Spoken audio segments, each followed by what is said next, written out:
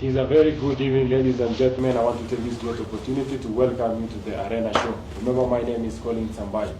And this is a platform where we give our politicians, newsmakers, and key figures that are shaping the region. We give them the voice. They get an opportunity to express themselves. Ili waweze kutuambia wamefanya lipi na wanapanga kufanya gani, na even unpacking their manifesto. Remember, we have hosted several politicians, newsmakers, and key figures on the show. And tonight's show is very unique and very special because we are coming to you live from Nandi Hills constituency, the home of Allan Kosgey. Remember, nikijua nikisema Allan Kosgey, this is somebody who is not new in the political arena of Nandi County because he vied for the county position in 2022. Na tumekuja hapa tuweze kujua anaendelea vipi na pia kama bado anawania kiti cha ugavana. So let me take this opportunity to welcome Mheshimiwa on the show. Karibu sana Mheshimiwa. Thank you so much. Thank you so much, Collins. How are you doing? Very well, thank you. And yourself? I'm doing fine. Good. I'm happy to be here. Great to have you. Sawa sawa Mheshimiwa, acha tukue nafasi uweze kutukaribisha na usalamie wanaotazama. Asante sana.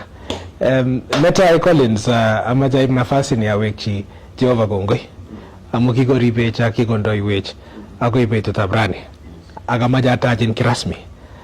Ataja kirasmi inyendet Collins ak timin ngung nabo North Rift.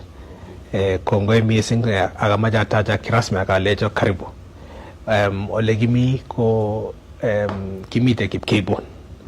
Ko kwetab Tartar. Waditab Chepkunyuk in constituency nabo Nandi Hill. Samaja atajen akalejin karibu. Wacha pia nichukue nafasi hii kusema asante sana na kutoa shukrani kwa wasikilizaji na watazamaji kwa kunipatia nafasi hii kusema mambo moja mbili, kusema mambo kadha wa kadha, mambo ambayo yanahusia jimbo letu la Nandi, na nasema asante sana. Asante sana Mheshimiwa. Tumekaribia here. Tumekuja leo kupiga story na wewe. Tujue ukoje. Unfortunately sisi ambao tunatoka Wasingishu tumepata hapa ni baridi kidogo. Ni baridi sana. I think we can compare this place with pala inapwe mahali inaitwa Nyaru. Yes, it gets very cold. Kaitit kabisa. I wonder how you survive. No, we have a fire.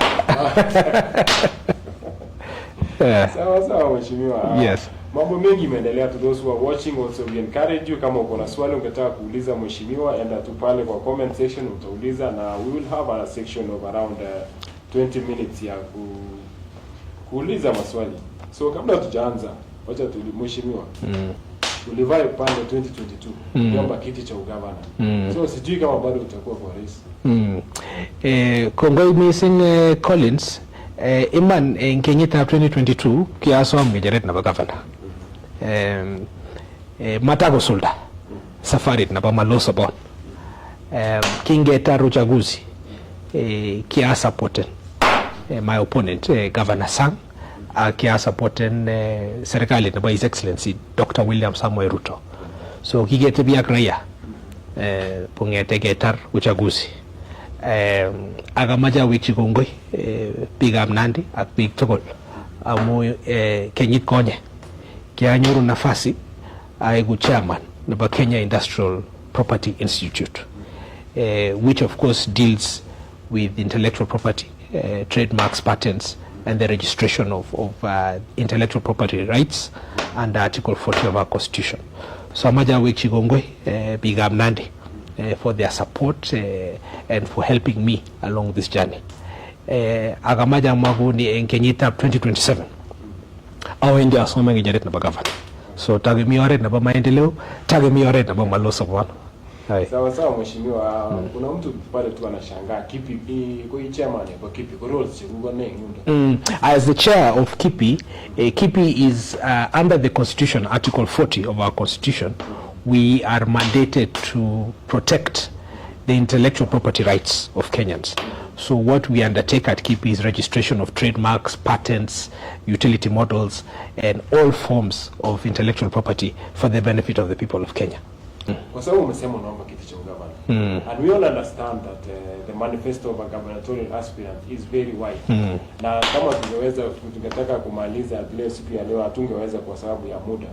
We only have about 1 hour. Yes. So allow us Mheshimiwa to dive into the health health, because health is one of the vital sector here in Nandi County. Yes. Malalamishi ni mingi sana. So kabla tujaanza mheshimiwa kuongelea mambo ya health, what is your opinion on the current health state in Nandi County? And if given the opportunity to be the governor of Nandi, what will you prioritize?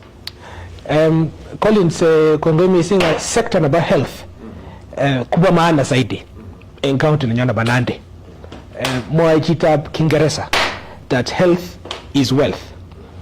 Amageta stage ngalale sector na ba health. Ko lazima kielewan.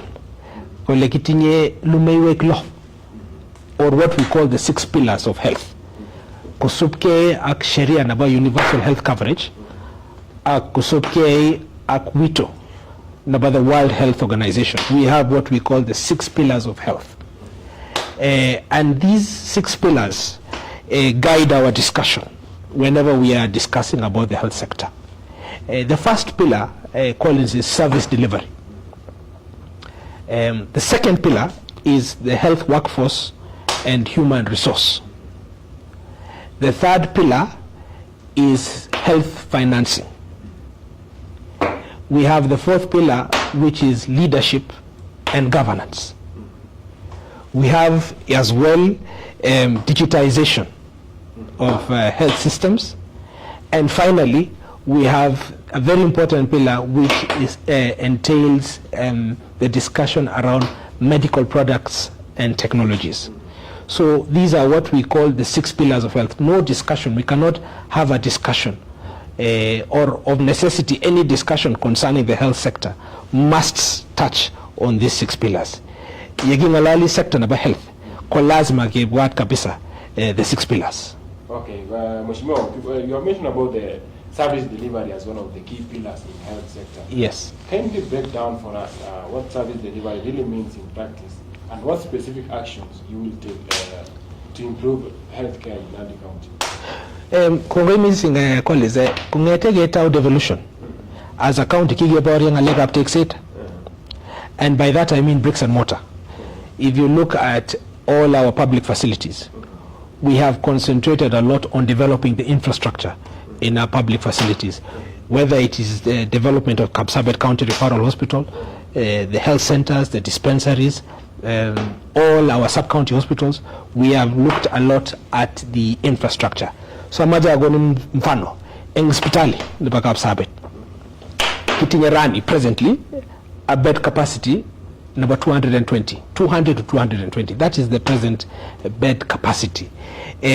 Tesetanguno takes it a new facility, the mother and baby facility. Mewendi kotese our bed capacity kungete 220 to about 350. Kigo moyo serikali nemite sahizi that within the next few months ingarawe etap tesap adanarawe etap sisit kuendi kuborokse that particular facility. So that will mean now that we will have a bed capacity of about 500 to 550. Kitinyakara, the new facility, Netekwech KDF,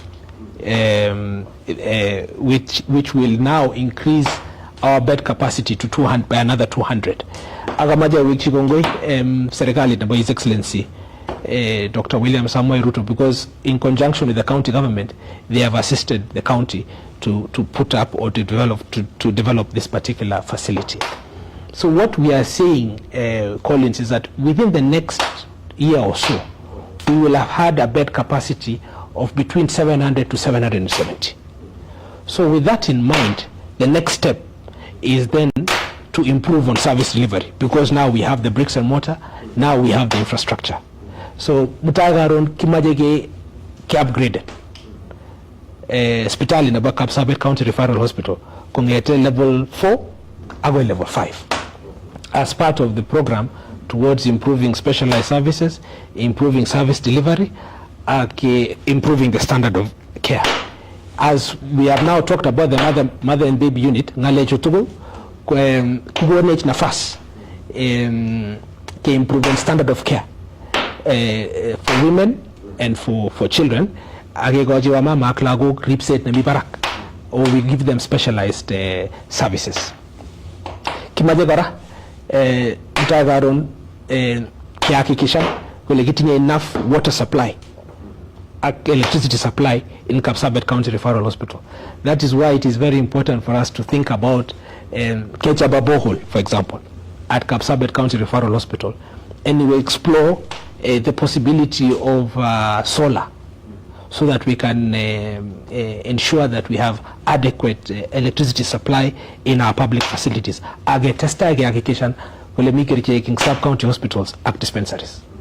Sawa sawa, kaingana mheshimiwa about upgrading Kapsabet County Referral Hospital. What about in rural areas? For example, Kaptuma na Mugubuja. Medical emergency, access and healthcare. Kapsabet in Garaga. In Nandirani, Ketinye sub-county hospitals, we have 6 sub-county hospitals. We have the main Nandi Hill sub-county hospital, where we have the trauma center. We have Chepterwai sub-county hospital, Meteite sub-county hospital, Kabiet, Akmosoriot. So sub-county hospitals, Jutak, committee level 4. So yagitesita expansion. Age madige improve the standard of care, and can up to the standard of care. Mutagaron kimajege ke upgraded Nandi Hill sub-county hospital from level 4 quick level 5 together with the Kapsabet County Referral Hospital, which is also being upgraded kongete level 4 agwe level 5. Age testa age equipment age improvement the service delivery in the remaining sub-county hospitals Kitinyagara, because we have the health centers. 14 or so health centers, Kubota, Kapsisiwa, Olesos, Kemeloi, Serem, Chemundu, to mention but a few. So again, as part of the continued improvement of the standard of care, Kimajege upgraded equipment these health centers. Lakini naba muhimu zaidi, naba muhimu zaidi Collins, kitinye what we call the high density dispensaries or high density dispensaries chemite level 2 kupata Taito, Chepkunyu, we have Kamelil, Kipkoror. These are the high density dispensaries. High density dispensaries co-facilities ole anan chemite population ne biparak ole mi population ne biparak. There are also facilities genyoru patients cheta. So what we are saying is that we are pledging that in each of our high density dispensaries, Kimadiga number 1, we want to ensure that we have a modern lab, and not just a modern lab, a modern functioning lab in each of our high density dispensaries. Number 2, we want to ensure that Kitinya a modern trauma center in each of our high density dispensaries. Aknabamisho kimaje kiakikishan kule kitie sufficient ambulance services, so that, for example, we have at least 1 ambulance in each of our wards in the Republic of Kenya, in the county of Nandi, so that we can better improve the standard of care within our county. Okay, Mheshimiwa, that is a very ambitious vision. Ashongani Gitiwali, Mheshimiwa. You talked about, for example, in summary, you have said you will increase bed capacity from around 220 to around 700. Agamaja among the sababu nikia gunot Collins kimaje expand and specialized care. Amukimaje chito anan agu the menyangatip kong anan kogo ne mite chepswarta anan chemursoi kunyor specialized services eng center anan facility ne negitaginendet sege iste anan ke pulse and pressure ne take up Sabet County Referral Hospital. Okay. Yeah. Nito kama mtata ni mheshimiwa. Aingalale to improvement bed capacity from around 200 to around 700 in summary. Aingalale or improvement of infrastructure in the sub-county. Yes. How are you planning to finance this? How will you mobilize funding for these projects? It's a good question, Collins. Budget the kitinye sahi in sector na health ku 32% of the overall county budget.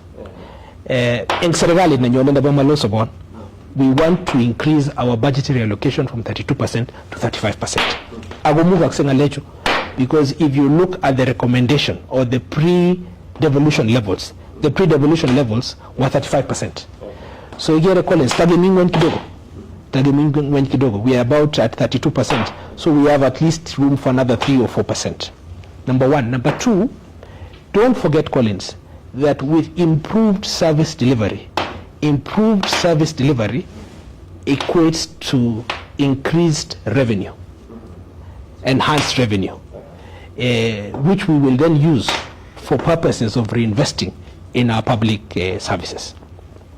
Collins, Kitinyagara, SHA registrations, because at the moment we have about, I think it is around 400,000 SHA registrations. We are at number 11 in terms of SHA registrations in the Republic. Nandi County is at about 11, which is about 400,000 registered persons. So mutagaron kimajiga IBD age testa register SHA kusupke akuito na His Excellency the mwawech kule kimajiga pictable en sheria na universal health coverage, because SHA registrations ku oret agenge nigimuj ke tes capitation and revenue in county nyona banandi, because for every registration of SHA kinyoru 75 shillings to 100 shillings in our sub-county hospitals and dispensaries.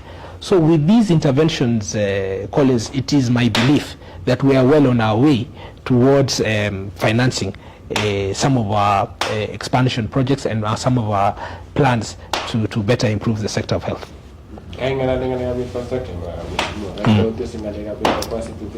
What plans do you have on the human resources? Well, human resources are a very key pillar. Yes. And I will say this. Service delivery goes hand in hand with human resource. They are like a hand and glove. And in order for you to have a successful health sector, you must have a highly motivated, well-trained, and professional workforce. And I'll say that again because I cannot overemphasize the importance. In order for you to have a successful health sector, you must have a highly motivated, well-trained, and a professional workforce. So, amaja agoni mfano, tunkago bro ke facility about KCRH. Kibendi genyuru theaters angwan Chelelach, 4 new theaters. Theaters sumo new theaters Chempia in facility number KDF. So what we are going to have is 7 new theaters when all this expansion process is complete. So with these expanded or improved or new facilities, these facilities will require key personnel. Okay, so we need to hire or recruit new cardiologists. We need to recruit neurosurgeons. We need to recruit orthopedic and trauma surgeons. We need additional oncologists. Cancer, for example. So we need new personnel to meet with the demand for specialized care. And when I talk about specialized care, Collins, amaja wichirongoi serikali tab His Excellency Governor Sang amaja goni mfano in Kenya rani kitinye 2 audiology units. We have 2 audiology units in Kenya today. Audiology is the study of hearing, the science of hearing impairments, where you detect whether somebody is hearing very well or not. So we have 2 audiology units in Kenya today. The first one, again, the Kenyatta National Hospital, KNH, the main hospital. Nabayan kumita Nandi in Kapsabet. So these are some of the things I'm talking about, that the one that we have in Nandi will not only serve the people of Nandi, but it will assist the people of the entire North Rift and Western Kenya kwa jumla. So mutagarun kimaje ke pangange, and these are some of the things we are talking about, expanding of the specialized services that we have in our county. Yeah. Mheshimiwa, all this is complete, maybe the expansion, and assuming everything goes as planned. Yeah. How will you ensure that there is strong leadership in governance structures within the sector to ensure accountability? Before I talk about the leadership and governance, one of the things I wanted to touch on was on the issue of personnel because we were just talking about the personnel. In addition to expanding the budget from the 32% to 35%, one of the things we have to understand is that presently the budget 32% works out about 3.2 billion shillings. The amount that is paid in terms of salaries and emoluments kunegi 2.2 billion shillings. So with the expanded budget, that will take us to about 3.5 to 3.6 billion shillings. So kitinya nafasi keser additional personnel. Secondly, while I'm still talking on personnel, don't forget, as I've said, in order to have a highly trained, professional and well-motivated personnel, mesire togo kimaje ke nyorwa highly trained personnel agimaje ke chapchi kibaitinika county kibaitinika health opportunities for training and capacity building. That is very critical. We kimaje ke chapchi opportunities for training and capacity building. Number two, we want to also give some of our key personnel the opportunity to go for study leave, so that we can build their skills and we can build the capacity of some of the key personnel. The other issue that is very important when talking about personnel is to, in the past, there have been instances where we have had the opportunities to explore the twinning opportunities or internships. So for example, Amajagoni Mfano, give more teaching at referral hospital. Tinda program at Indiana University, Limited United States, where students from Indiana come to Kenya to learn about tropical diseases, for example, like malaria. Malaria, but there is they want to, there is not the prevalence of malaria is not as much in the US as it is here, and conversely, we want to ensure that the students, or rather personnel from MTRH, go to the US where they can learn about diseases that are more prevalent in those countries that are not prevalent here. Yes. Sawa mheshimiwa, kakate bele na lezi ni gawo kailo kwa ngaleju for example. Yeah. When the rubber meets the road, yeah, how will you make sure that there is a strong leadership within the county to ensure that there is effectiveness within the health sector in the county? Okay. You're right, Collins.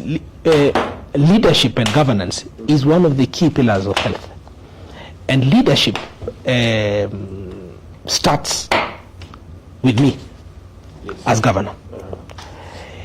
In the sector of health, or in the context of health, it starts with the CC and the CEO, yes, and trickles downwards. So in terms of the health sector, you must have ladies and gentlemen, first and foremost, who understand our national health laws. We must have ladies and gentlemen who understand our county health laws. We must have ladies and gentlemen who have a clear understanding of the framework, the health framework, and the policy that governs the sector of health. So that, for example, you need to understand, or to have personnel who understand what are the ailments that afflict the people of Itigo, or what are the ailments that affect or afflict the people Temenye Nandi Hill, because we have said that Nandi Hill ko kitinye shida and about amukaitito. So the prevalence of that we have here is more on respiratory illnesses, as opposed to a place like Chemase, which has more concerns with malaria or snake bites. So in short, leadership and governance requires men and women who have a clear understanding where we are as a county and where we want to go. Number 8, kitinye sheria nekikure Facilities Improvement Financing Act 2023, which was signed by His Excellency, assented to by His Excellency on the 19th of October 2023, and kicked off, was commenced on the 2nd of November 2023. And this act sets out very key provisions on governance. Under Section 10, it establishes what we call the County Health Management Team. And the role of the County Health Management Team under Section 11 sets out that this team is required to dwell on matters to do the technical aspects of health. So, for example, how many nurses are there in a particular facility? What are the number of doctors you require in a particular facility? What is the level of ambulance services that you require in a particular facility? So those, the County Health Management Team is a key component of the leadership and governance structure. But more importantly, what we need to do moving forward is to ensure that in every public facility, in every dispensary, in every sub-county hospital, they need to have a management board or a management team. So go controlling the management act set up by that particular facility. And this is part of ensuring that we have semi-autonomous or autonomous institutions which are then overseen by the CEO. Agamaja wekchigongoi kwaro in serikali tap kwa elections. We have had elections recently in some of our key dispensaries and facilities. Here in Chepkunyuk, for example, in my ward, we had elections in Lelwak, we have had elections in Sirwa, we've had elections in Kipkoror, we have had elections in Keben, we have had elections in Kosoiwo, we've had elections in Kaptien. So these facilities now kotindoi management teams, but in the serikali nenyonena ba Maloo Sabon, not only are we going to have the elections, but to have proper oversight of these particular facilities, so that these facilities could control any the management, act the leadership, act the set up time about that particular facility. I would make sure. How would you make sure that they stay motivated? Who stays motivated? The health workers. As I said, the health workers, we have already said that we are going to ensure that one, we ensure that opportunities for training and capacity building. We are also hoping that we will be able to ensure that those who can go for study leave, go for study leave. Those who are able to secure opportunities for internships and training, we will be able to ensure that they can get internships for training, and in much the same way, getting opportunities between Indiana University and MTRH. Who study leave, do you mean paid study leave? Yes, we have workers at the moment who have gone for paid study leave. It is part of it is part of building the capacity in our county. It's only fair that when somebody goes and improves their skills and obtains knowledge, that they can come back and employ that knowledge for the benefit of the people. Nabamisho kwa lazima gengalaleka promotion, because it is important for us to work hard and give our opportunities for promotion to our members of staff. Kitinye members of staff chitomo tomo get promoted for the last 10 years. So we need to work hard and ensure that we give all our members of staff health opportunities for career progression, opportunities for career development, opportunities for promotion. Asige testage ganapte standard naba health in county na banande. You also mentioned about the Facility Improvement Finance Act and its role in there. What is the current state of financing, and health financing in Nandi? In county na kigetiam ngalega B5, but we want to ensure that mutagaron ki full implementation of B5, and by that I mean so that we are keeping with the law. We want to ensure that each facility, each health center, each sub-county hospital must have an account in which it is paid FIF monies. So that now you have a form of retention at the health center. And the management team, they control it, the management actor set up plan about that facility, uses these funds for the benefit of that facility. So amaja agoni mfano. Akimaje ge sal hospitali. Kiba isi job conduct mite FIF. Ngot kimaje ge lipan casuals. Kiba isi job conduct mite FIF. Ngot kimaje ge al blanketishin. Anan ke al dan pharmaceuticals. Kiba isi job conduct mite FIF. Anan ke lipan ambulance services or ke pangan and ke adapted that particular institution. So these are some of the things that we are saying will require us to sit and agree how we can better implement the FIF.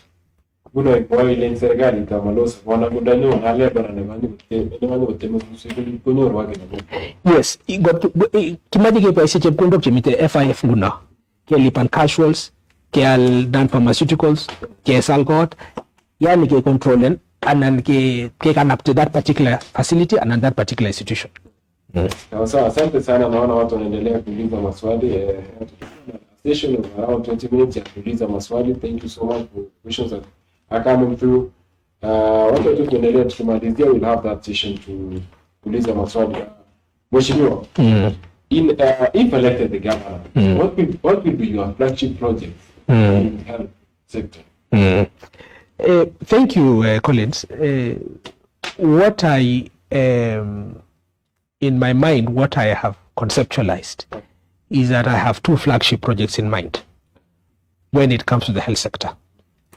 Firstly, we want to establish a database for indigent persons. And by indigent persons, I mean Chemingwen kabisa, raia Chemingwen in society. Cheme mujige.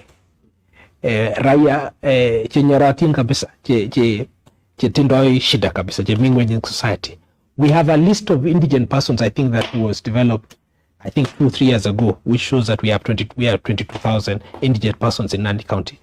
But we want to update that particular database. And once we have that, what we are going to do is to approach the Social Health Authority, my good friend Dr. Masi Mwangangi, and enter into an MOU with the Social Health Authority, under which premiums of indigent persons will be paid to enable these persons secure healthcare and medical services right from level 2 all the way to level 5 and beyond. And by that I mean outpatient, inpatient, dental services, maternity, and specialized services moving forward. And this is important, Collins, because kimaji supuito by His Excellency ne moiwech ne jambo moiwech kwele kimaji ke raia tugo en sheria nabo universal health coverage, number one. Number two, by paying premiums for indigent persons, what we are doing is we are increasing the capitation. Amu SHA, registration of SHA, ko oret agenge tigimuch ke test capitation anan rabishek anan revenue encounter nyana banande. So this is a program that will partly finance itself. So we are helping those who are less fortunate in society, and we are also increasing the capitation in the county nyana banande. And it is proposed that we are going to call this program Allan Care, which is similar to a program that is there in Murang'a County. The second flagship project that I feel very strongly about is that I would like in future to put, for us to put up a cancer center here in Nandi. And I want to work very closely with investors, with international and local investors, with our partners, with like-minded people who can come together and donate land for the purposes of this cancer center. Because in the past, in the 80s and 90s, we had leaders who worked well. Some of the leaders we had worked well with the local investors. Siginyorumbaret na bataito hockey donation. Baret na bataito ko school na bataito ko donation from Kakuzi EPK. Sige nyoru baret na ba Our Lady. That is a donation from an international and a local investor. Baret na ba Dubusat Health Center ko donation. Baret na ba Chipsire Health Center is a donation. Stadium negitinye ne mitaoret na wedi Kipsebwa is a donation. So we have a clear history of public-private partnerships in our county, which then allows us to better develop some of the public facilities that we have in Nandi. So looking forward, I feel that there is an opportunity for us to put up this cancer facility, which will take care of persons here in the North Rift. Kitinye only one public facility, never cancer, in the entire North Rift, Nemitel rate. So pumaje ge taungu na ge job center, sige is the pressure, Nemitel rate, because the waiting times for chemotherapy, the waiting times for radiotherapy services in Kapsabet is in El Red is almost 1 month. So this is an opportunity for us to come together and address this menace of cancer. Amo kogoromit kabisa ngalega cancer in county Nyona Banandi, and together also with other lifestyle diseases like kidney ailments, heart diseases, and so on and so forth. So the most important thing moving forward is to ensure that with this cancer facility, we will be better placed to do cancer screening. Sigana kabisa the root causes of cancer, ke pangan ngalega cancer prevention. Agero kabisa what is the issue? Is it our herbicides? Is it our pesticides? What is really the real issue, so that we can screen and better treat this cancer? Agamaja agon infano in county na Mombasa. The other day I saw that they working together with the national government, they were able to equip their facility with a radiotherapy equipment. So what is big Mombasa. So moving forward, I pledge to the people of Nandi to work closely with investors, to work closely with His Excellency the President and the national government, so that we can equip and build this cancer center right here in the county of Nandi as a get can up to facilities and then standard number care number sector in your number health. And there is a problem that I think it is across the country and it has really affected many people. Kakulen begin hospital gumingon kile so mingo netwana gumingo system. In your you get more nganga pillars. Digitalization, yes. Yes. What plans do you have in it? I'm glad you've raised that question, Collins. Amu magete stai kingala leg up digitization. Lazima getingi garok a secure, safe, and reliable internet connection. Lazima getingi a safe, reliable, and secure internet connection. So we are going to ensure and keep working to work with our service providers and other partners to ensure that we have a secure internet connection. Agamada mwakuni agenge pillars chama serikali ta His Excellency Dr. William Samuel Ruto ko the pillar about digitization. Chamgu moyo His Excellency that through digitization kimaje gete anan keganapte uchumi na Kenya from the bottom up, and that is why we are actually digitizing all our public services. In Kenya today we have kitinye e-citizen. You go and get a driving license and a passport agilipan through e-citizen. We have e-procurement. We have e-GP. Okay, in my own organization which I head, the Kenya Industrial Property Institute, with our program about registration of patents online. We want to institute a program about registration of trademarks online. So in serikali ninyone about Maloo Sabon, two things. One is to have digitization of 100% of our health services. 100% of our health services will be digitized. Number two, kimaje system negegure integrated hospital management information system. Segechul services and facilities tugul in county ninyona banande. Ak umuhimu na magalechu Collins ko number one, Reeboks society chipkondo chiginyoru our health facilities, because all transactions are now cashless. Number one. Number two, ngaleju kuistoi churset, because we are increasing transparency and we are increasing accountability. Yes, when you have digitization, cash. We are having cashless transactions, which improves transparency, accountability. Agamaja mwagode Collins, amaja aswam kabisa raia ongelewen viongozi chebwane suguri mali raia, especially in the sector na health, kumagimaje getangoe maisha na raia.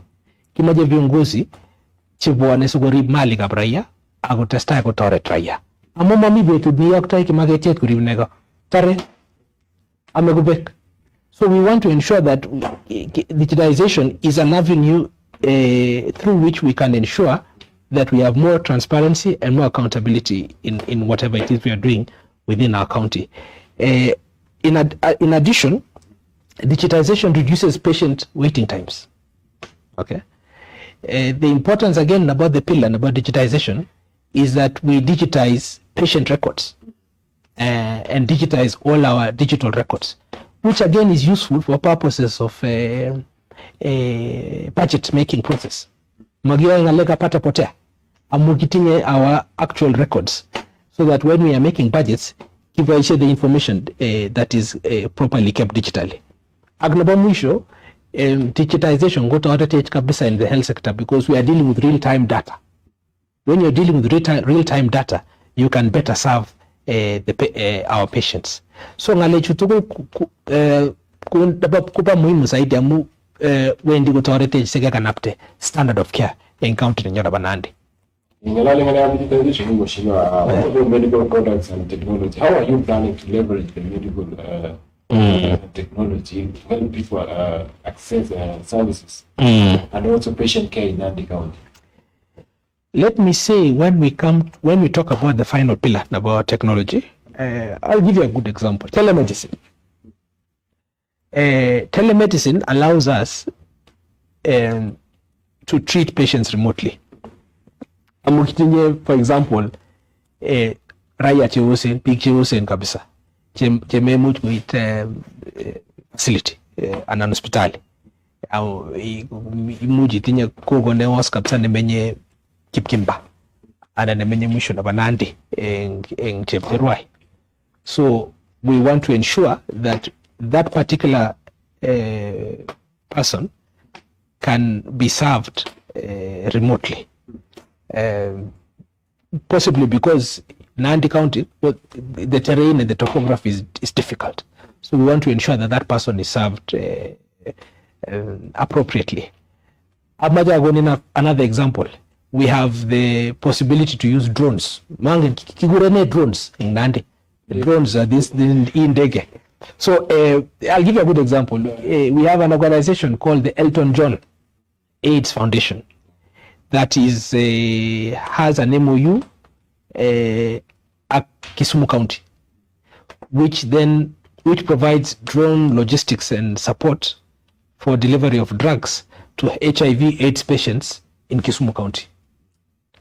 We have another organization, Negegure Kenya Flying Labs, which has partnered with a South Korean organization called NARMA to provide drugs and medical care through drones to residents of Tharaka, Nithi County in Meru. We have an organization right here, not far from us, called a German company, Negigure Siemens and Wingcopter, which is working with Elsmed, an Israeli company, to provide drone logistic support and medical care to patients in Uasin Gishu County. So kitinya an opportunity keboishe technology asigetore big job. Agamaja guni na live example. Collins ngot ko susin daret en Chebirir, anan Chemase, anan Kimwani, anan Chepswerto, anan mwisho na banandi Bemja ne ole tetege ak goreta Praila. Aki Collins ielewani kabisa that ngosusin daret ko emergency. Amu kitinya ndarok che tindoi sumu ne hatari. Mi ndarok che maitare 1 hour. Maitare yango 30 minutes. In case of a black mamba, maitare 1 hour. So in such cases, these are some of the examples that I say that in such cases, kuba maana zaidi kepoishe drone technology. Sige saru maisha within a very short time, because the drone will be able to take the snake venom to the facility that is nearest to that particular victim. Kitinya gara colleagues, teleradiology, for example. Teleradiology allows you to take a scan or an image with that image we can shorten the time between the clinical diagnosis and the treatment. Who is taking this teleradiology, the image now? This is why we are saying we need to recruit more staff, because as we improve on specialized services, in order to keep up with the demand for specialized services, we need to ensure that we have the right personnel himuji kutestai kutorete jago kana the standard of care in county nyanda banandi kibire chita correct ke alta ko so we are a specialist aku diagnosing the problem ageta na treatment. Oh, okay. Yeah. So the person doesn't have to go to the person does not have to go to the county referral hospital. Correct. Yeah. I wanted to want what the public are asking. Asante sana for, I see we have a good number of people watching. Continue asking the question. We will take around 6-7 questions and hapo tuweze kufunga because of time. Kuna mtu anaitwa Jacqueline Arusei in Australia, but I'm from Arusha. Jacqueline Arusei. Jacqueline Arusei. Kalemi Australia. Australia. Down under. How many residents are you targeting under your Allan Care flagship project, and what is the budget? The initial, that's a good question. The initial number of residents that we are targeting under the Allan Care program is 5,000 indigent persons for the first year. And we want to build on that and add 5,000 every year, so that by the time we are concluding my first term, we have paid SHA premiums for 25,000 indigent persons in the county of Nandi. And that budget will be about 100 million shillings. We're looking at about 100 million shillings or so for every year. So for the first 5 years, about 500 million shillings. Because especially with the expanded budget and with increasing SHA registrations, we are well within our way to provide care for these indigent persons. Mingwen kabisa mujige ake nyaratin kabisa in community. Naba muhimu zaidi, I have already said Collins kigo mwai which is excellence. Kole maje guum aya tugo en sector and in program about the universal health coverage. So the Allan Care program is one way of achieving this, of taking care of the most vulnerable, the most disadvantaged, and victiming in our community. Okay, sawa mheshimiwa, tuone swali lingine. Kuna mtu anaitwa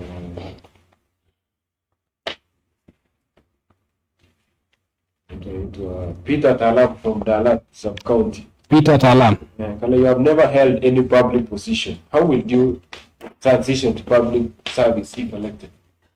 Oh, that's a very good question.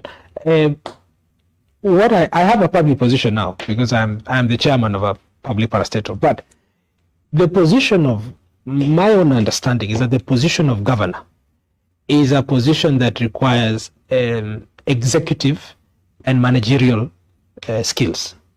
and I have a lot of experience in terms of managing and having executive ability within the private sector. My experience and my work in the private sector as a lawyer speaks for itself. I have also served as the chair, as the treasurer of the Law Society of Kenya, and I've been a lawyer for 27 years now.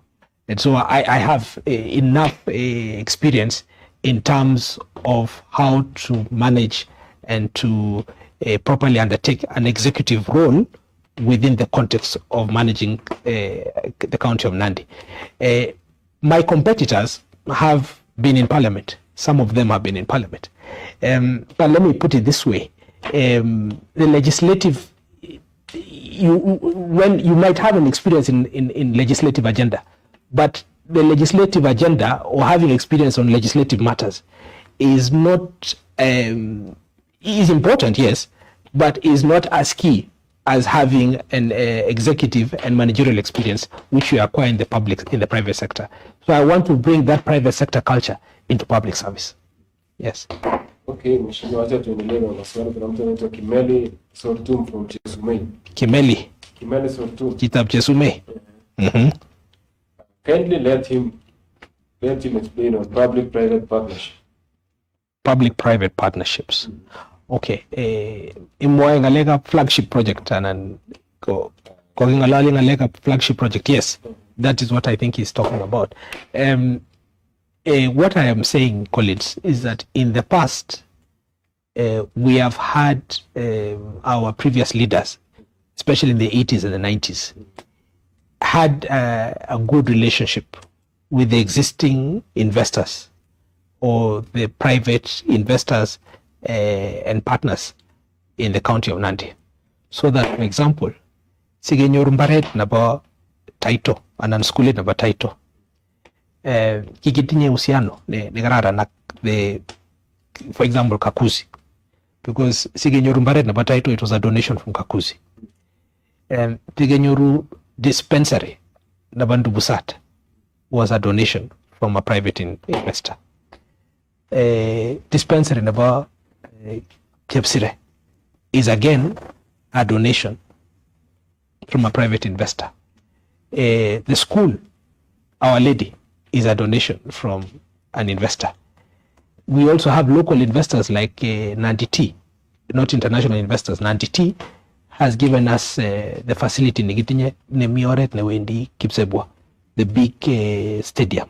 So His Excellency the President has today urged us to explore, or his government is exploring public-private partnerships. And so what we are saying in Nandi, in serikali na yonenda pa Maloo Sabon, kimaje ke explore inside the opportunities that can arise from working with our international and local investors for purposes of developing or bringing about public services. Sege ganapte zaidi maisha naba bigapka age ganapte uchumi naba county na nyana banande. Okay, again me te wala titani great ni malikate pule malabu ngwe. Yes. And what is your plan on CHPs? How about your management community health? Community health promoters. Yeah, they are very critical because you see this is the first port of call in the health sector. Chito ne pimani pressure, chito ne pimani temperature, ne pimani ngalega of diabetes. So we have about, I think, 1,000 or so, 1,500 or so CHPs in Nandi. And of course, there have been concerns that perhaps we have not, some concerns have been raised about whether they're being paid on time. So we want to ensure that because they are the frontline staff that we have in our sector, kimajagi hakikishan kole kilipani on time our county health promoters, and we continue to take care of their welfare, but not only their welfare, kimajagi rip welfare, tabakipa chini tokol chabo health. Yeah. Na sawa mheshimiwa, tuone tu mwisho kwa sababu ya saa naona kuna mtu Justin anasema Maloo Sabon government is weak. That is one of your fans. Anyway, mheshimiwa, tuweze kuachia hapo kwa siku ya leo. Tuone kitu kinafaa mheshimiwa. Why? Mungu aishi yani ngalega. And the reason we chose to talk about health is because it is one of the things that is really affecting the people of Nandi. Invited him for another show, singing and the other services. Within 1 hour, we said, more in the manifesto. This again, another interview, again, ili tuweze kuongelea mambo mengine yanayoathiri watu wa Nandi County. Kuna hii mheshimiwa show amejikiti nafasi kuongelesha watu wa county, ongelee kamera waongee watu wa Nandi County wana watch hii kipindi. Kongoi missing Collins. Amaja asom bigab Nandi en kameningetab ke. Ugono nafas. Aegu governor nebo somok en kenyit nenyone. Ugono nafas kityo saegu governor nebo somok. Soro matunde chebwane. Kitinye plan. Ngalechu tugul ko kitinye plan. Kimache ke IPD asikesuldae plan agetesta kekanapte maisha nebo biikab gaa akekanapte uchumi nenyo nebo county nebo Nandi. Anendet ko mang'alali chechang because we have been told that in Kenya rani kimache viongozi cherikchin raia, chetoreti raia ak chechame raia. Ak kimache viongozi amu magiame ng'alek magiame chito, kiame boishonik. So kimache keyai kazi. This is really going to be a contest, or a contest in which there is a competition of ideas. We want a contest where there is a competition of ideas. Asikebwa tuko pamoja. Agetesta ketoret biikab Nandi, agetesta ketoret serikalit nebo His Excellency Dr. William Samoei Ruto. So amaja asom kabisa biikab Nandi kameningetab ke ukono nafas sioro matunde chebwane. Bongeneo. Asante sana mheshimiwa. Thank you so much. Yeah. And I want to also thank you Collins amaja wegun kongoi inye ak timit ngum nebo North Rift for the work that you're doing. North Rift Media is doing a sterling job in terms of enlightening and empowering our people. So amaja acherin testai kityo gunot kimito kwa pamoja.